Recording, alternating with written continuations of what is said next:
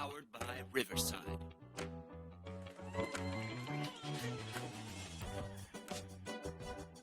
Hello, and welcome into the Sad Fan, where we talk about the good, the bad, and everything that made us sad from the previous week in sports. It hasn't slowed down. It felt like this last week was an eternity. As always, we are your hosts. By now, you have noticed Chelsea is a permanent fixture. She will be with us every week. This is, well, as long as she's willing. I just voluntold her. I didn't mean to do that. But Chelsea will be with us every week. We've got Wes and Fry. We were talking in the production meeting before the show today, and it just seems like this last week was literally 3 months of sports. There were so many things that happened. So to keep it simple, we're just going to get right into it. And Wes, what made you sad this week? For me, it's got to be Myles Garrett getting in a car accident.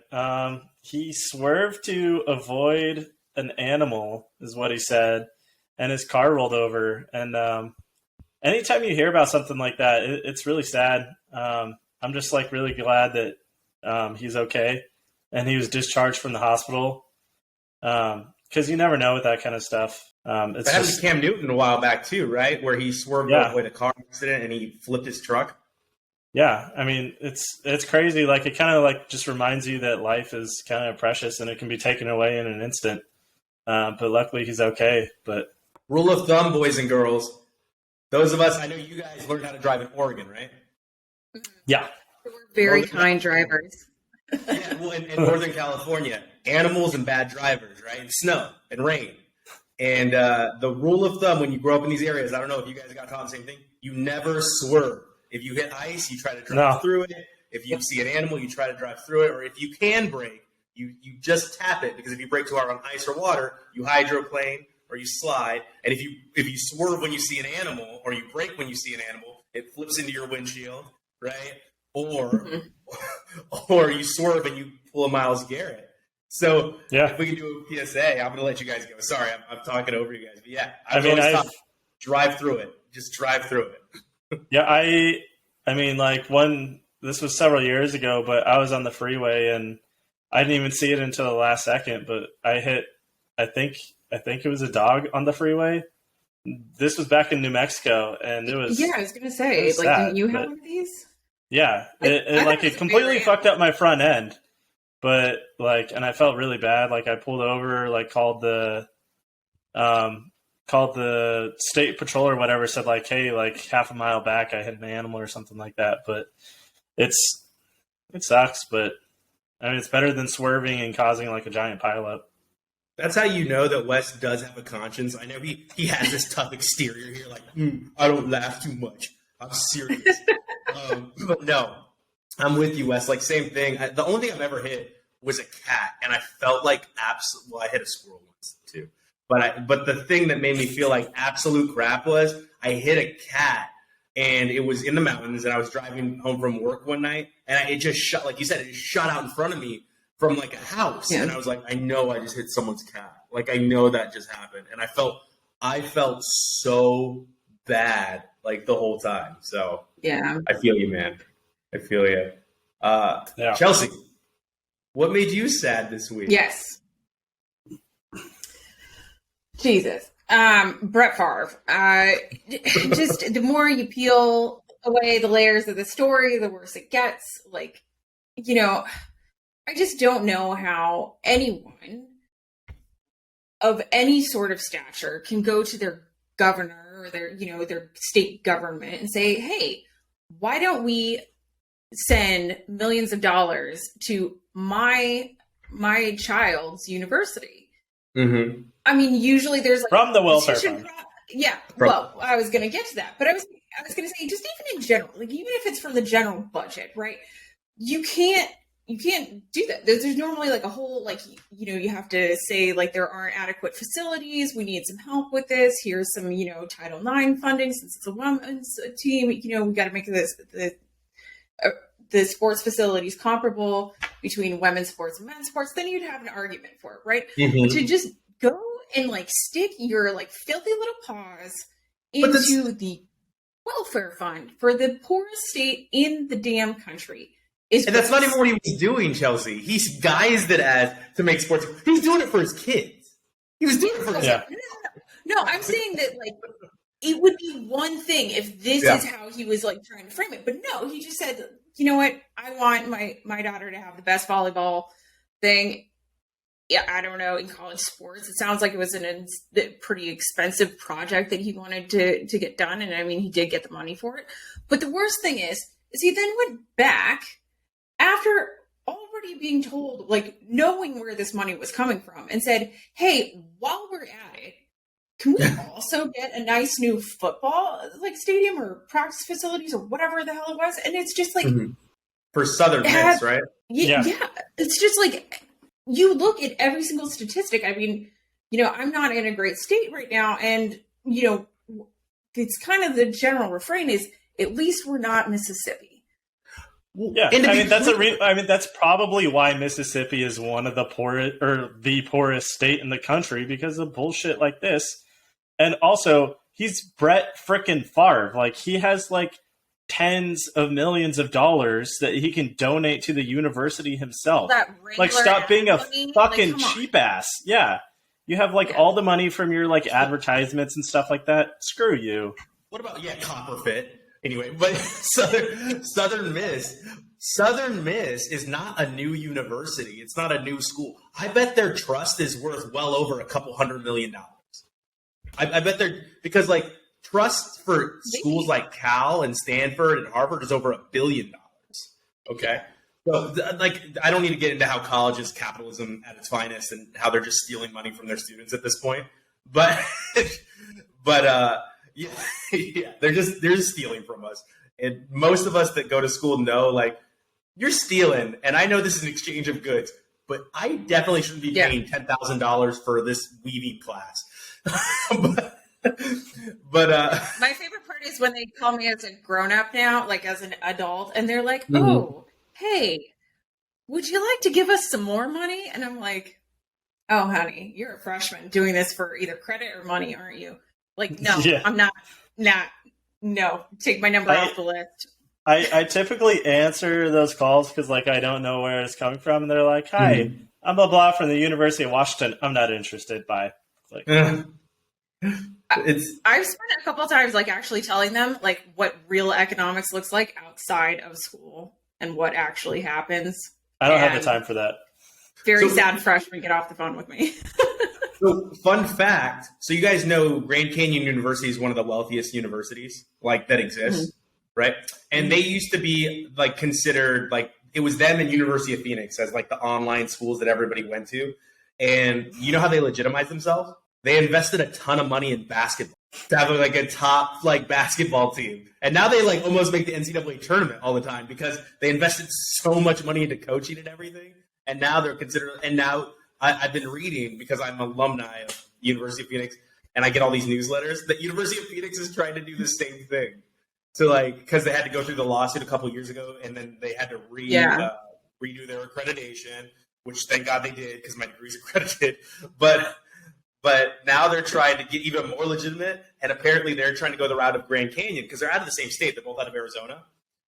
They're trying to start a sports team because they do have a campus, right?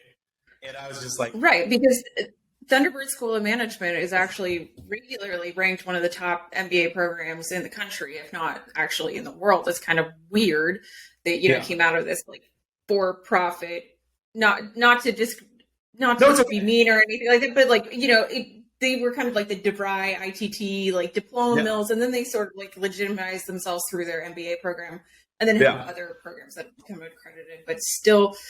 just really sucks, like, using sports as a way to launder money, kind of. And that's what Brett Favre did. I don't mean that I was trying to gear us back in, And that's kind of what Brett Favre was doing is he was using sports to, like, it's funny because if you read the story, it's like the peak of old manness because he sent a text to the former governor of Mississippi saying, nobody can tell where this money's coming from, right?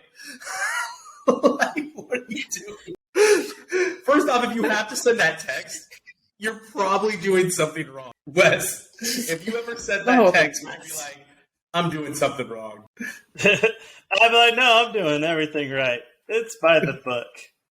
This is why I have to do this. As an accountant by trade, I don't advise that. Yeah, right. Don't ever put it in writing if you have to ask those questions. Yeah, right. I won't even say, like, honestly. Like, let me just send it via text. Like, just go ahead.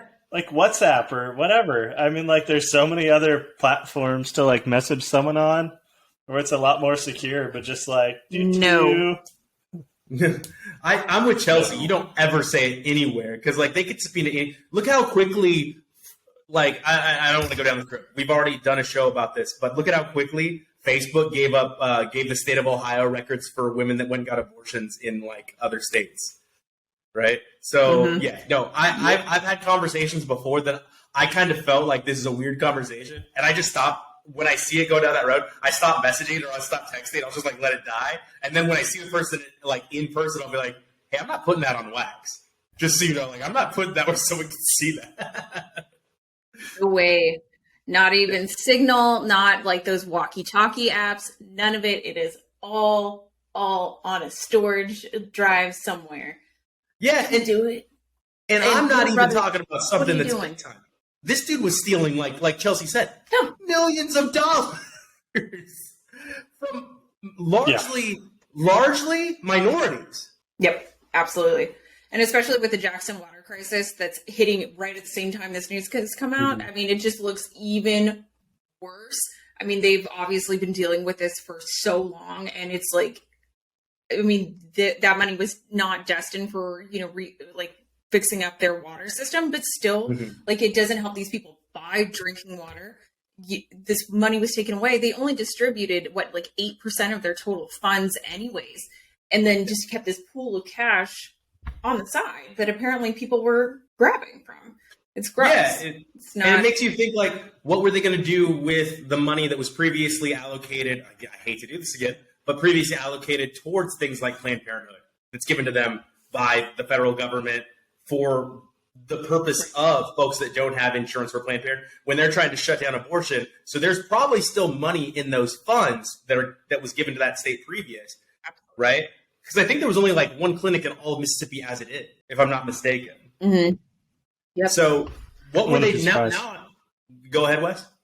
No, I was just saying I wouldn't be surprised. Yeah. So where my head immediately goes with this Brett Favre scandal is, what are they doing with the rest of that money now? Right? What are they doing? Because they're one of the first states to come out and be like, no abortions here. But you still probably have a bit of money saved up that was allocated strictly for something like a Planned Parenthood or a charitable cause. What happened to that money? Well, to be clear, it goes into the white man's pocket. There's the Hyde Amendment, actually, and you might just end up kind of scrapping all this, but the Hyde Amendment definitely does not allow the federal government to pay for abortion services, even through programs like Medicaid. So it's not necessarily federal funding that's coming there, but still, women's healthcare screenings, like the range of other services that they provide are definitely impacted, like mammograms and such. So it can only go towards other services offered or rendered? Mm-hmm. Okay. Yeah, to get really technical, because Mississippi or Louisiana had a law where the corridors had to be wide enough for certain types of structures to be able to go through. They had to be considered like a hospital type setting, a surgical setting. They couldn't just be like a small local clinic. So, which is how they ended up with one left in the state. I'm pretty sure that was Mississippi. It was one of these technicalities. Oops, got him. And they can shut it down. Mm-hmm. Well, Brett Favre, I used to love you. Now I find out you're like one of the worst people on earth, and I've got to side with everybody. I got to go right back to Dan Marino's my favorite quarterback. So TB12. Never. I will never say that. I will always say the greatest winner of all time, but I will never say he is the best quarterback. Greatest winner to ever play, but I feel in my heart there have been better quarterbacks than Tom Brady. What made You're never going to let the Tuck rule die. He lost this week, bro. They did lose. I think they're going to keep losing because all of their receivers are hurt or suspended. So I think they're going to keep losing. No, it's so sad. It's been a weird football season, though. before I get into what made me sad, the Raiders are right up there because I am Stephen A. Smith. Yeah. Oh my God. Are we going to be enemies? Shut up. Stop blaming the quarterback because it's sexy. You know damn well Josh McCown's a dead coach. Josh McCown. Pardon me, Josh McDaniels. Different white guy. Josh McDaniels is a dead coach. And Wes, I should have agreed with you last week when you said he's just a bad coach. Yeah. I was kind of like, well, give him time. And I'm still there. I'm still like, I need continuity. I need to develop some structure before I can form an opinion. I need to give him a chance. I can't do it three games in. So I'm not firing him, but I'm not blaming Derek Carr. Derek Carr put on a show last week. He was good. We had a touchdown drop by a jogging Darren Waller. If you actually watch, everybody's like, oh, he overthrew him. I'm like, what's the freaking play? It's hard to look like you're jogging in fast motion. And he was jogging the route. That's why he was overthrown. If he was running at regular speed, that ball is perfect and it's a touchdown. Then he drops a touchdown pass in the before that, he had dropped a touchdown pass in the first quarter. And then at the end of the game, when we have a chance to come back and tie, a ball deflects off his hands in the end zone and gets intercepted. And I'm like, this is not – Derek Carr has no control over these factors. And you just want to bitch about the quarterback because it's easy. It's easy to blame the quarterback. But the defense is bad. And I actually got into an argument with a Twitter egg, which honestly, it's Twitter. I don't really care. But this guy was like, you got to admit they made some really good plays at the end. If you can't blame the defense. Bitch, they gave up 3 touchdowns in a row on the first 3 drives. What are you talking? Because they made some stops? It's because the Titans had put it into neutral and they were just trying to run out the clock. They didn't do shit.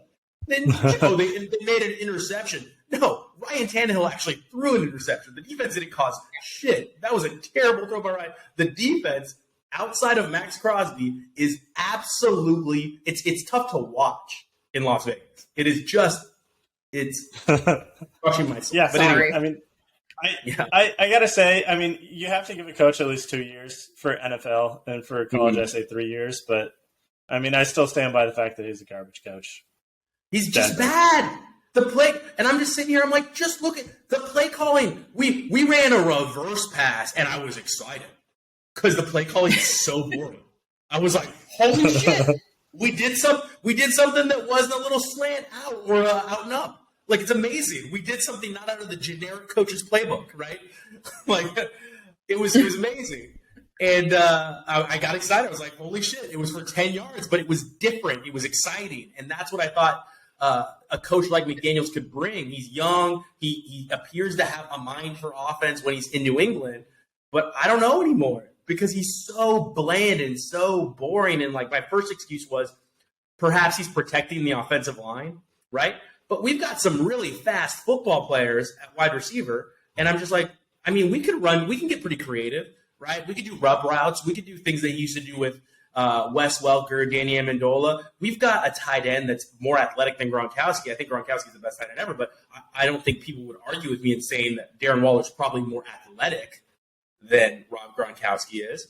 So I don't get it. I don't understand. And Patrick Graham is the worst defensive coordinator in the NFL. And if you take a venture down my tweets, you will really see how I feel about Patrick Graham. Because I'm like, I wasn't having it. I was not having the Derek Carr slander. I was like, Patrick Graham is playing this stupid soft man. And then somebody had the nerve to try to defend Jonathan Abrams. Derek Carr is my boy. No, it wasn't that. Everyone was kind of like, well, and I'm just like, I get it, man. I'm all for, I get that he's an African-American in a position of power. We don't have enough of that in the NFL. But he's bad at it. And we have to admit, we want to keep these coaches in the NFL, but shit, I would rather have Brian Flores suing the NFL on the Las Vegas Raiders as our offensive coordinator than this Patrick Graham he just can't coach. He doesn't, and it's not that he doesn't know what he's doing. I know he knows more about football than I do. Okay, I know that, but he doesn't make adjustments. What do you just think the other teams are going to come in and run the exact same thing every week? It's insane to me. It's insane to me, and you can tell he didn't make adjustments because the Titans did exactly what the Cardinals did in the second half of last week's game. That is so frustrating when you just see the same mistakes over and over again. And there's definitely times where you can see that it's coaching, that it's not making these changes. You've got to switch it up, especially in the NFL where, being an athlete is your full-time job. So what do you do come, Monday morning after your Sunday game? You watch film. You watch hours and hours and hours of film studying what your next opponent did the previous weekend. So it's obvious to, I think, even the lay people of the world that you do need to do things differently. As far as like on the offense, this boring coaching situation, I'm going to say it over and over again. It is a symptom of a coach not trusting his players. It's what it is. You have to stick to your like white bread, boring ass plays because you haven't figured out how to get your special sauce onto the field yet, because you just do not trust that in the moment, in the game, that they're going to be able to execute. When you see boring play calling, it means that something's not happening right there. Whether it's, players got attitudes, whether it's the coach is just a dick, whether, someone's trying to work out their trust issues, whatever it is like every fan should just take a step back and just be like, something in here needs to change. Someone's got to go. I'm so with you, and I'm going to get into what made me sad here. Just one last note on them. The Raiders are playing with, outside of their skill players, the replacements. The offensive line, outside of maybe Colton Miller, is just a bunch of second-string dudes. And I'm sorry, like, just admit it. Like, they're second string on any other team. They're not starters. And the defense is hurt. Granted, we're on, like, our third free safety because Trevon got hurt in the first week of the season. We have no linebackers, and then Denzel Perriman went out, who was a Pro Bowler last year, but he's not great in coverage. He's kind of slow. He's really smart. He puts himself in good positions. He's great against the run, but he can't play coverage, which is why teams beat us up over the middle. There's no defensive tackle, and Darius Philon's out. He's our defensive tackle for everyone that doesn't know. The Raiders defensive tackle from last year, and he tore his ACL towards the end of the season. He's out on Twitter saying, my price is going up as he's watching these games because he's a free agent right now. But I don't think you can do that to your peers because you're basically saying they're scrubs. and you have to go play with them if they do, in fact, re-sign him. They traded Yannick Ngakoue for Rock Ya-Sin at cornerback, who I thought was solid, but he just looks bad in Patrick Graham's defense. He's just not a good fit, and sometimes the pieces don't fit, right? Sometimes the player's not great for a scheme. So I don't know. I don't think we're in a rebuild, but that defense, it needs money invested in it. But what actually made me sad, outside of my team getting me to talk about these Raiders deeper than I wanted to, I just wanted to say they made me sad, is the Ben Simmons situation. And why does that make me sad? He came out this week and he blamed the 76ers, and that's fine. But so the athlete in me, or the prior athlete, I still try to do things, but I'm getting older. And the mental health professional in me gets torn because, like, I want to be empathetic towards him. But at the same time, I know there's a lot of other players that are going through what he's going through, the same or worse, and they find ways, they find cures, they find ways to push through it. And in our production meeting, Chelsea made a good point about how with mental health, you just never know how it's going to hit you, and you don't know, maybe the resources that are in place aren't the ones that are going to help you push through it. And to that, I just responded, were the Brooklyn Nets not providing resources then? Because he didn't blame them, and he also didn't play all season for the Brooklyn Nets. So what do you guys think? Where should I take this? Because I don't want to be like he's soft, because that's rude. Well, he is. But it's mean. But it's mean to say. But I think correct in this situation. He's a bit of a softer dude, maybe gentler.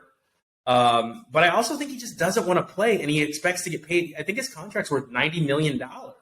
Guaranteed.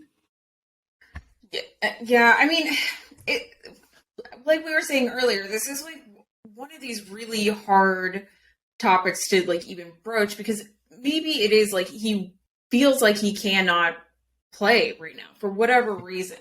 And you and I discussed this, we've both kind of been through this ringer before where like you just don't know what combination of things are going to help, whether it's, and there are a whole suite of options. Sometimes you just need to actually get on the court. So, when he's talking about Doc, like just pushing him too fast to get back into practice, I can really legitimately see the other side of that coin, saying like maybe we just need to like get him moving, get him in the flow of things, like just trying to see if where he's at. It's really hard to say like he's soft because it's such a horribly selfish disease, right? With like you just you can think like the whole world is attacking you, and even the promise of like $80 million isn't going to be enough to get your butt out of bed and onto the court in the morning. It's just not going to happen. But at the same time, there are also expectations and a lot of, commitment by signing that deal and saying, you pay me, I will perform for you. It's a contract. And so it's got to go a little bit both ways, but I'm not really sure. I think that this is a much more nuanced conversation than we could possibly have time for. Yeah. But it is one of those important things to talk about because it is really only in the last couple of years that professional leagues have actually opened up and said, yes, we do need to talk about mental health more. We need to address it with our players, with our communities, with our fans, just spreading like just general awareness. Yay. But also really looking at the systems that are in place to help, because you never know when you're going to get in a car accident and you can't play for a little while, or, a parent dies, or the world's going through a freaking pandemic and everything's shut down. There's a lot of things that are going on. The world's kind of generally awful right now. And if NASA could just direct the asteroid right at us, maybe instead of away, like I was gonna say, I'm gonna put Wes in a terrible position right now, and I'm sorry, Wes. But I think there's the other side of this, right? Where I agree with everything you're saying, Chelsea. I'm so happy the players can come out and express mental health. Granted, there's the cavemen. And I have caveman side to me too. I'm being honest. I do. Because I can be honest with myself, though, and be self-aware and be like, think it, but support them. But you can think it. It's okay. We all have thoughts. We all have opinions. But you shouldn't chastise someone because they really could be going through it. You never know what somebody's going through. But Wes, like I said, I'm going to put you in a really bad position. Part of me, the cynical part of me, is thinking, are some of these players, have they realized they don't really have to do anything? And they part of them is really sad, right? But do they realize that if they take it to a certain extent, one, now we're going to celebrate them, right?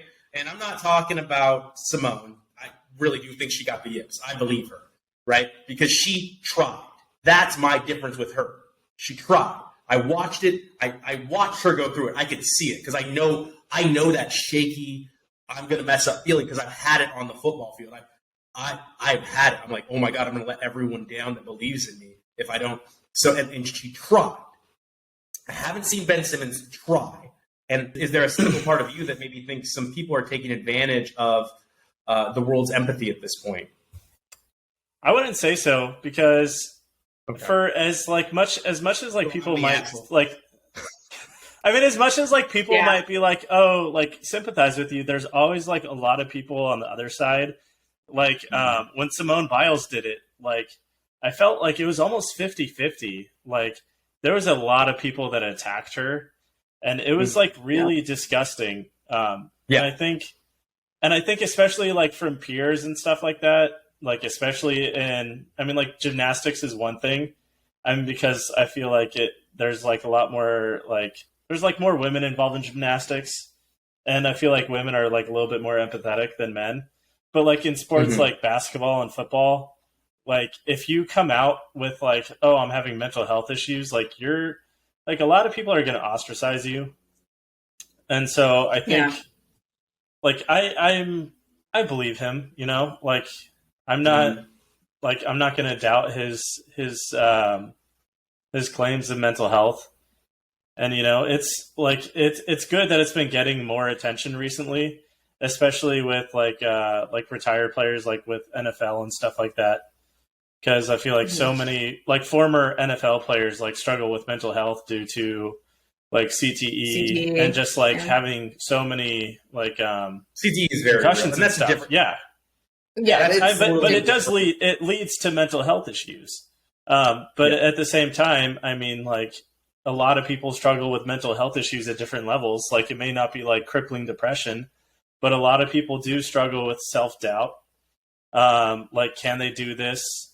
Like, and it may not just be, it may just be like from their own experiences, like they, like it happened once and then now it's like in their head, like, oh, I can't do this. Yes. And like some people might just be like, they're mental. Yeah. Like, oh, they're mentally weak, but like it gets in your head. Like I've had that happen before with things I've done. Like I just get like I get that like little voice in my head that's like, oh, you're not good enough for that.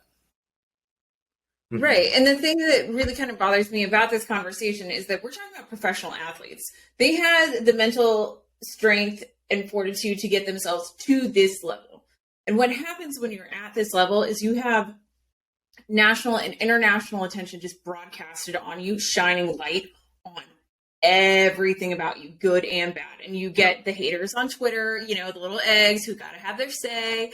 And how do you react to it? I mean, I would rather we go ahead and take a leap of faith on someone who's, you know, like faking it to just get, you know, a free ride and pay. But that person still put in years and years and years of dedication and work to get there, rather than just kind of like start dismissing cases where people might actually really be going through shit. And depression and mental illness is one of those things where it can strike at any time. It doesn't matter. It could be an event, you know, something tragic happened in your life. It could just be one of those moments of like just inwardly all that pressure. You feel that moment of self-doubt where you're like, I can't do it today. Yeah. I'd rather just err on the side of like just going ahead and believing him. As far as the favoritism though, I think that's probably, you know, with Ben Simmons, I'm not really sure because again, there is that kind of warped self-perception there. And we're only getting one side. We're getting his side. And I want to be clear. Yes. Thank you, Chelsea and Wes, for making me totally feel like a victim blamer. But we do have to ask these questions to be fair to both sides of the coin. And someone's got to ask them. And if it's got to be me, I've got to ask the question, you know, could this be this situation? I know that it doesn't make me look the best, and I want to be very clear. I support them in their journey, like but you don't have to do it in the public eye after a while. Like honestly, if Ben Simmons would just shut up or not show up to games, I would forget about it. I really would, and I think that's the way our society works now. It's what's right in front of us or what's most recent. We move on so quickly, right? It's outrage. We find something new to be outraged about, but he keeps putting himself in the public eye. And he won't let me forget about him. He will not allow me to forget about him. And it's a frustrating situation. Naomi Osaka is different. I side with her because I don't think it's fair what pressure's been put on her, right? But at the same time, I watched her documentary and it made me feel even worse. The one that was done by Netflix. I watched that and it's good. It's like 6 episodes, and it's pretty quick. It's easily digestible. And it made me feel worse because she's all alone, and tennis is the most isolated sport out there. So I could see how she moves away from her family, so she has no family support. And then you're playing the most lonely sport that exists in tennis. So I get that. We are running short on time. So do you guys mind if we try like a rapid fire here for the next 5 minutes on a couple topics? Is that okay? Go for it. I know we want to get deep into these. Yeah, we'll try to keep it in sound bites. So Kyrie Irving, Wes, what are your thoughts on the gave up $100 million over his COVID stance? I think he's an idiot. I mean, obviously, I mean, like, dude, you're not doing yourself any favors. Like, I mean, even if he had I agree with you. I don't think he had that like cash offer or like that offer in hand. Like I think agent that's, says what he wants, so he keeps getting paid. It's his agent said like, here's the deal I'm chasing. You're an idiot. You're an idiot. Okay. No, if you could have gotten $100, you're not going to give it up. Whatever. Like, and if you do, you're an idiot. I'm sorry. Over a vaccine. What did you think, Chelsea? Just thought it was absolute hot garbage. There's no way that was a deal anywhere on paper. Like no one's put that in front of him. Guy's just a moron. And I'm so tired of this. You know, while we're going on about both sides here, both sides saying things like vaccines. You both got tons of vaccines. You guys stood in line, jab, got the peanut butter shot, just no questions asked. You were just like, okay, here we go. Just so we could hang out together, we were like test subjects, just so you know. I don't know if you know that, but Wes and I, just so we could hang out together, were like some of the first people to get vaccinated. Yeah. With the COVID vaccine? Yeah. We were like, I want to hang out with my friend. Yeah. That is hilarious. But it's just ridiculous. It's science. And this moron doesn't even believe that we live on a globe. He believes flat Earth. I'm over. Get him out of here. Okay. So yeah, and to follow up with that, I don't believe he's the smartest guy ever. And people, please research the people you're following, because I know a lot of you follow him and are like, well, the science is good behind what he's... No, it's not. And also, he liked a tweet from somebody that believed that the COVID vaccine turns us into demons. Okay? He liked that Instagram post. Research who you're getting your information from. Kyrie Irving is not a doctor. He spent 1 year at Duke, and he didn't get into Duke because he was a good student. Okay? He's an idiot. I'm not going that far. He's an idiot. Just say it. He's an idiot. Okay? He is wealthy enough to surround himself with people that make good decisions, like his agent, who's doing this the smart way, right? He's trying to get him more money, but he is not the mastermind, okay? Kyrie Irving at one point thought the earth was flat and then thought we would all let it go because he said, I was just kidding, okay? So no, he's not your messiah. Utah, Chelsea, University of Utah, nuclear threats. Okay, I don't know what is going on, like what's in the water, but sports fans have been doing some really weird stuff lately. And there was a chick at Utah who said if Utah loses this weekend, and by the way, she posted this on Facebook, which makes me very curious as to why and what college student still has Facebook, but she was an engineering student or had classes in the nuclear engineering facility at Utah. And she said, if Utah loses, I will detonate the nuclear reactor on campus. Not just like go nuclear, haha. Like, no, like gave very clear instructions. So homegirl's in jail.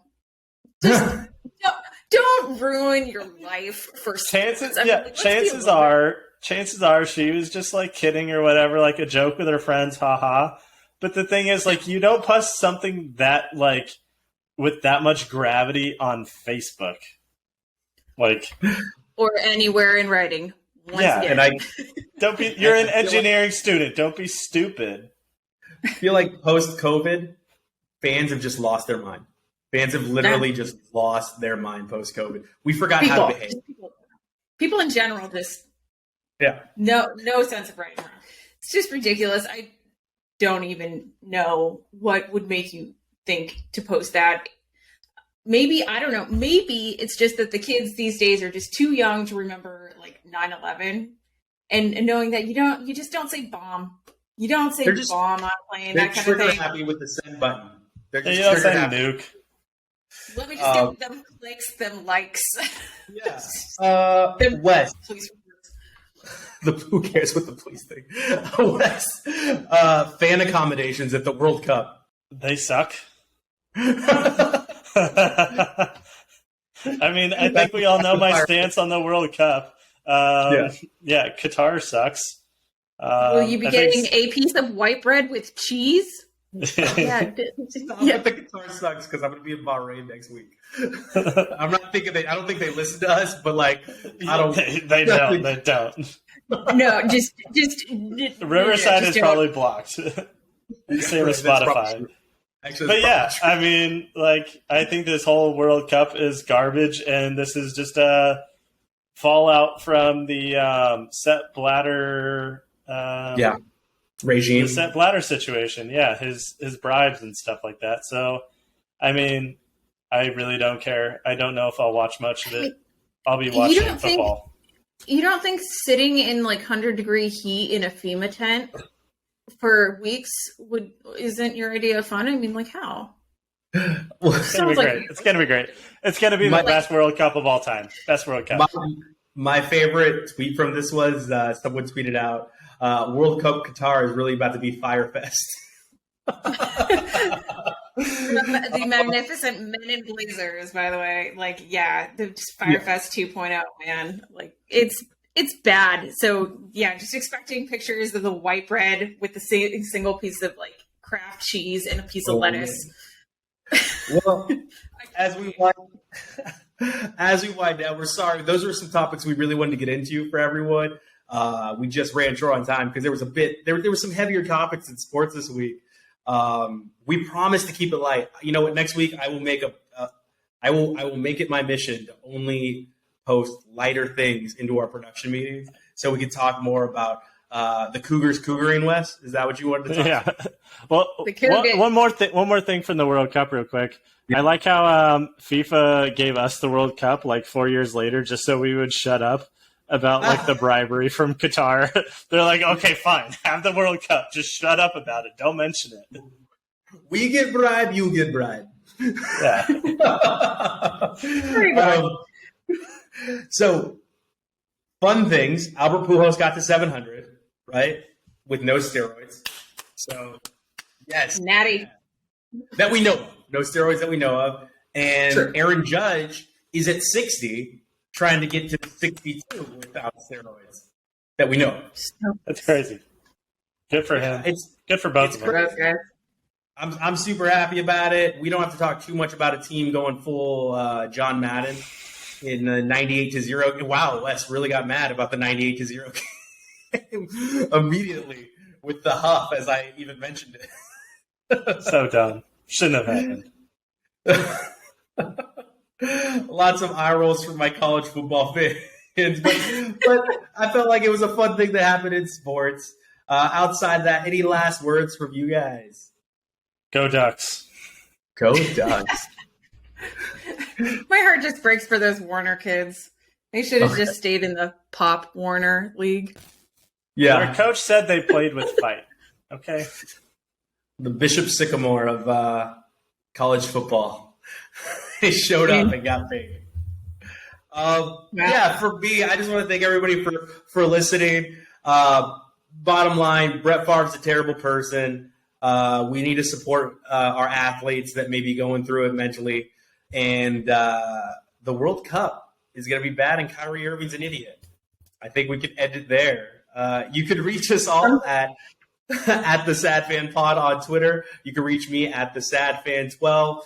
And you can reach us on our YouTube channel, the Sad Fan Media, a Sad Fan Podcast Media Network, or the Sad Fan Pod Media Network. I don't know. Look up the Sad Fan on YouTube. I apologize. I don't have my details in front of me. I am abroad. I am in the Netherlands. But we appreciate you all, and we will see you next week. Thank you so much. Bye, guys.